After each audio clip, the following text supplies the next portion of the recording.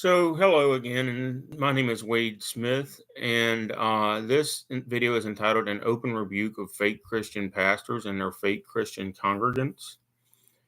Um,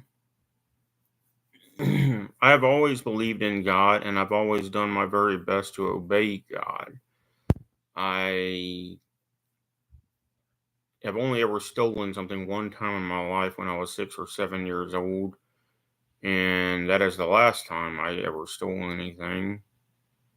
A couple of times I accidentally brought ink pens home from work and returned them the next day when I realized I accidentally took office supplies from the workplace. That's how strict I've always been about following the commandments.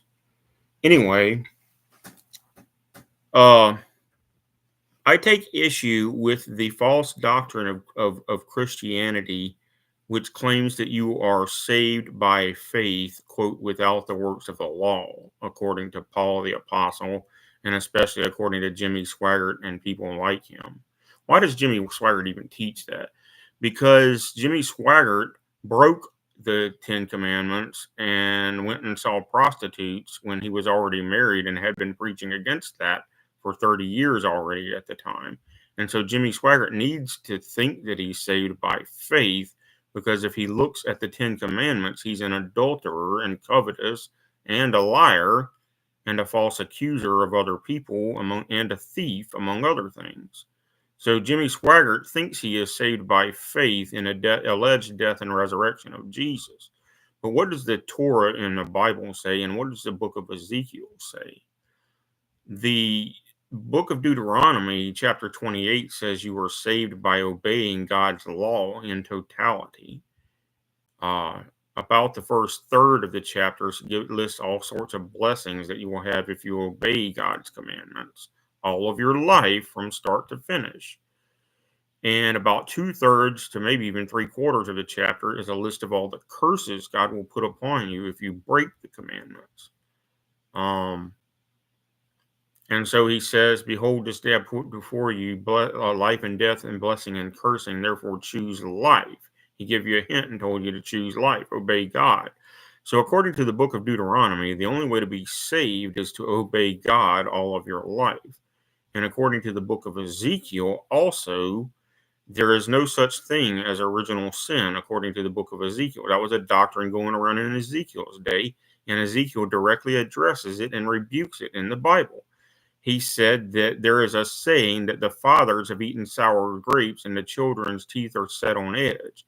And then Ezekiel said there will no longer be room for this saying in Israel. He said, the soul that sinneth, it shall die.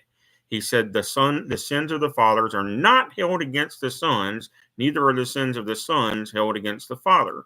That totally refutes Jimmy Swaggart's doctrine of total depravity and original sin that he continually teaches on Sun Live Radio. That totally refutes that doctrine. It totally refutes almost everything the Apostle Paul taught in the Bible, in the New Testament. Paul claimed to believe in original sin. He said that everybody else was a sinner because Adam and Eve sinned. That's a lie. The book of Ezekiel directly rebukes that doctrine and said that it is not true. As a matter of fact, it's scientifically impossible for an unborn child to be guilty of any sin. He can't lie because he can't even speak a word. He can't even see anything, so it's not possible for him to worship an idol and bow down to an idol.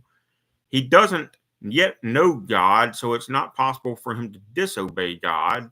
He can't lie, he can't cheat, he can't steal, he can't kill. He can't covet because he can't see anything to covet. He can't commit adultery. He can't bear false witness against his neighbor because he doesn't even know his neighbor. So you see, it's not possible for an unborn child to be guilty of anyone's sin. Not even his own, much less Adam and Eve's sin. An unborn child is born into this world totally innocent, and any future sins he commits are his own fault. Not God's fault, not the devil's fault, and sure as heck not Adam or Eve or Ezekiel's fault. So Jimmy Swaggart is totally wrong about just about everything he teaches. And again, Ezekiel, I'm paraphrasing, but he said you are saved by your good works and you are damned by your evil works. And Jesus himself in the Gospels actually said the same thing. He said that if a tree does not bear good fruit, it will be cut down and cast into the fire. He didn't say, well, believe in me and you're saved. He said, obey the Father, keep the 10 Commandments, and observe the year of Jubilee. He didn't say, well, believe in my death and future resurrection, and that'll make you saved even if you're a two-bit devil. Jimmy Swaggart, Donald Trump, Joe Biden, I'm talking to you. They're all fakes. You cannot believe in the Bible and at the same time support homosexuality and bestiality and abortion, like Joe Biden does. You cannot believe in the Bible and yet commit adultery 1 or 2 times per week, like 95% of the dating crowd in the United States commits. That is ridiculous. You can't be a real believer in God and simultaneously be a habitual sinner, or deny that you knew the law of God to begin with. That makes you that much more of a liar when you sit there and claim that you're saved and you're constantly living in adultery and homosexuality and abortion and other sins. You're just as big of a sinner for being a liar if you claim ignorance of this than the original sin that you're involved in. And Jimmy Swaggart still denies that he knew how to live for God before. He claimed he didn't know how to obey God. Obeying God is as simple as thou shalt not. Obey God. It's that simple. I'm a 43-year-old virgin and I haven't missed anything.